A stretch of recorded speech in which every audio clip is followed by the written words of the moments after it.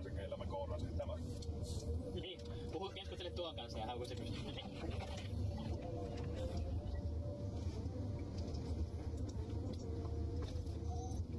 Sitten voidaan olla sitä suomalaista laulaista, että mitä silmät ei näe, niin sen laserkeinlaus ympäri.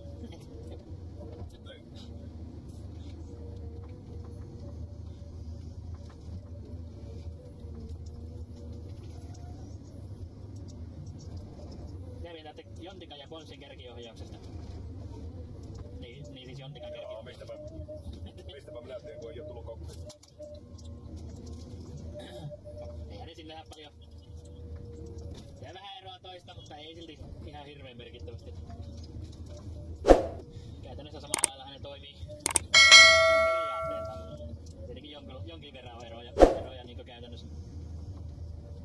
Ja samalla lailla kuin Komatsukin kärkiohjaus, eipä se sitä hirveästi kummene.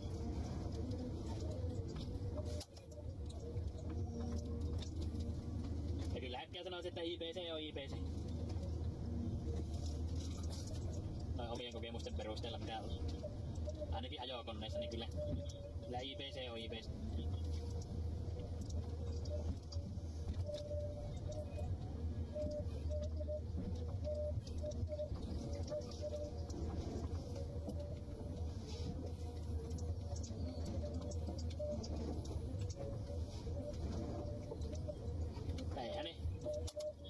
Näinpä voi sanoa, itse nyt en tykkää ylipäänsä ajella hirveästi kärkiohjauksella tähänkin.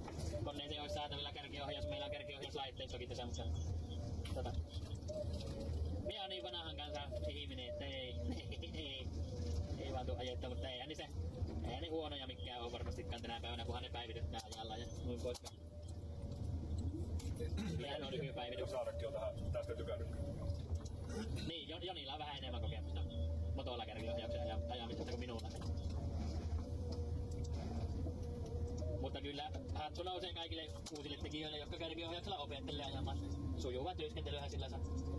Mä luulen, että itse asiassa kärkiohjauksessa saattaa ehkä tommoselle aloittelevalle kuskille olla jopa enemmän hyötyä mitä tämmöiselle vanhalle kuskille.